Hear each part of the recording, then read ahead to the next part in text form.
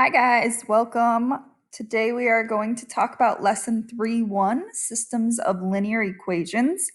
We're actually going to split this up into a couple of days and we're going to kind of break it down into different ways that we can solve systems of linear equations.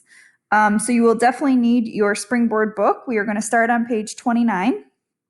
You'll want a pen or a pencil and possibly a calculator, okay? So what we're going to focus on in this video is, if you guys look here, it says systems of linear equations.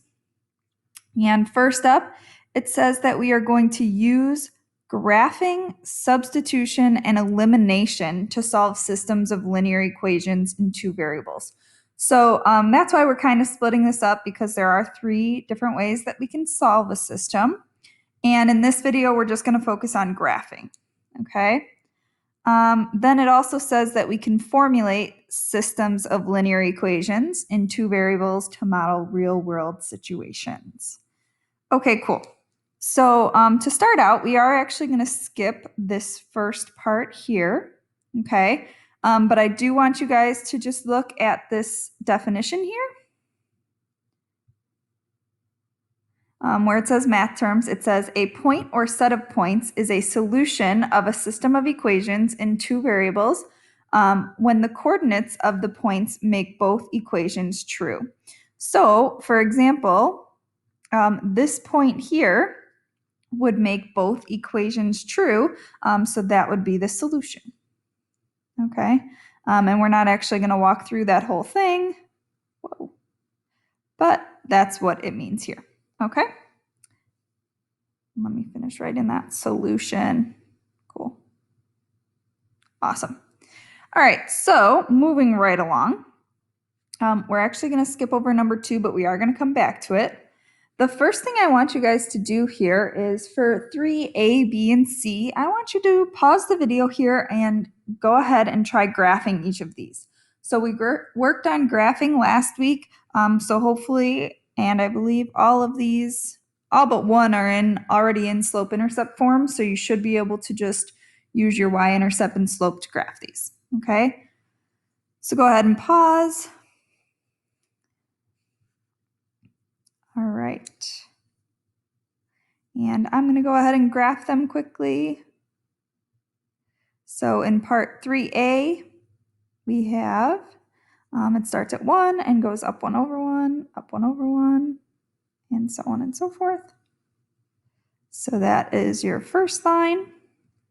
And keep in mind, when it says a system, you can have a system of 2 equations, 3 equations, but right now we're just looking at systems with 2 equations.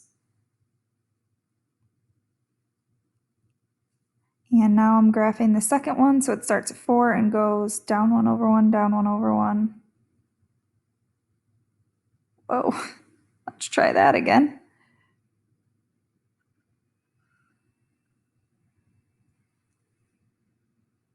There we go.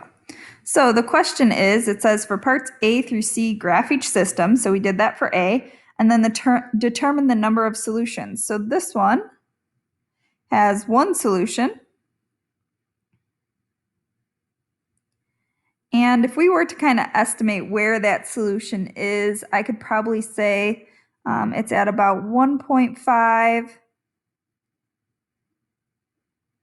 comma 2.5 maybe, around there. And again, that's just an estimate. Okay, awesome. Okay, now let's move on to part B. And part B is y equals 5 plus 2x. So don't get tricked by this one. The 5 plus 2x, the 5 is the y-intercept. And then the 2x is the slope. So up 2 over 1. Something like this. And then y equals 2x. So in this one, there is no y-intercept, so you can assume it's kind of like plus 0. So I'm going to start at 0, 0, and I'm going to go up 2 over 1, up 2 over 1, up 2 over 1, and draw my line. Okay, so now how many solutions would this one have? Remember, the solutions are where your lines are going to intersect. And these two lines are actually parallel of each other. Okay, so if you notice, we have 2x and 2x as the slope for each of them. So they're parallel, meaning they are never, ever, ever going to intersect. So we're going to write no solution.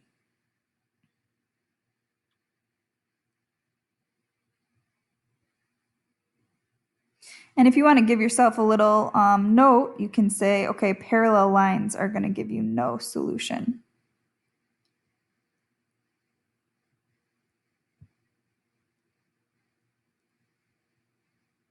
Cool.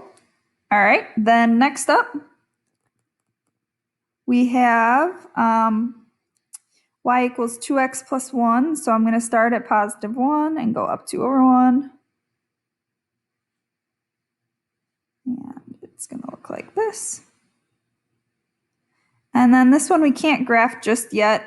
We're going to need to get it into that slope-intercept form. So let's divide everything by 2. And I'm going to be left with y equals 2 divided by 2 is 1, and 4x divided by 2 is 2x. Okay, so again, this is similar to that one above, but we have y equals 1 plus 2x. So 1 is the y-intercept, and then it goes up 2 over 1, up 2 over 1, and so on and so forth. So these two actually end up being the exact same slope and the exact same line. Okay, so in this case, you would say all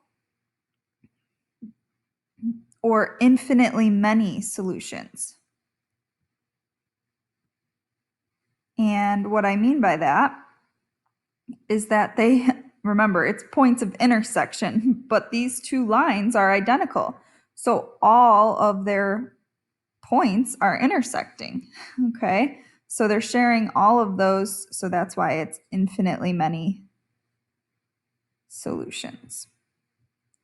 And again, if you want to write yourself a little note, you could say same lines would give you that. Same lines mean that it's all or infinitely many solutions, okay? So real quick, while we are on this topic, I want to go back up to number 2 where it says, what problems can arise when solving a system of equations by graphing? So if you guys look back to what we talked about here, okay, the problems that can arise is it could be hard to see or it could be inaccurate if the intersection is not on a lattice point or not on a specific point in your coordinate. So I guess let's just write that could be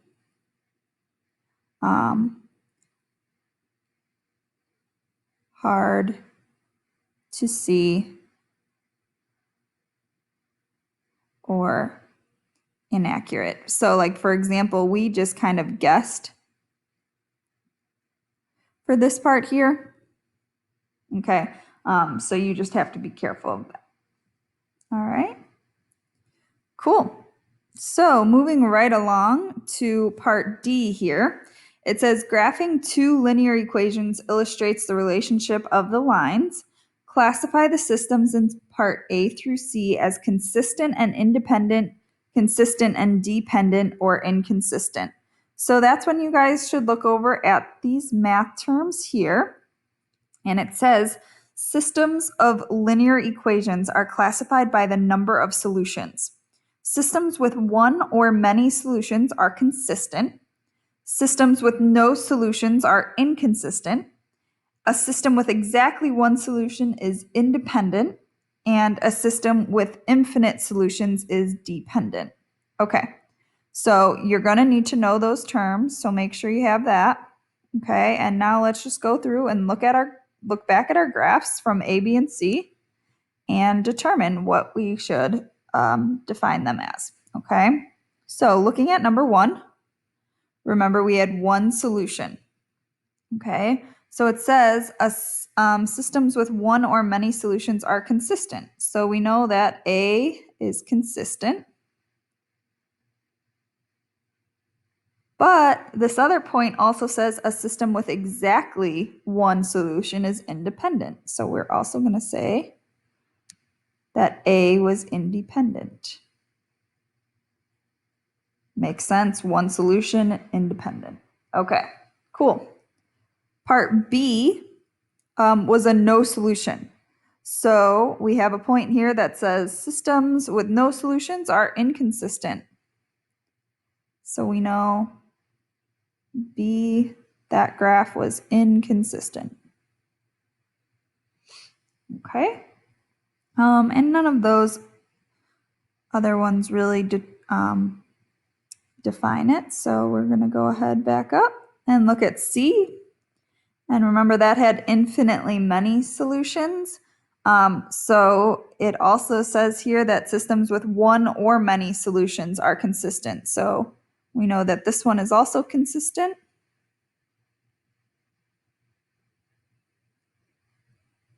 But then that last point says a system with infinite solutions is dependent. So we're going to say dependent.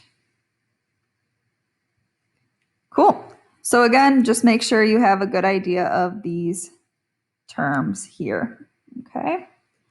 Tomorrow during our Zoom, what we will do is this example here about Marlon buying a used car. Okay, and it goes on to the next page as well. So we will do that number 7, parts A through F together tomorrow. Okay. Other than that, that is solving a system of 2 equations in 2 variables by graphing. Okay. Let me know if you have any questions and have a good one. Bye-bye.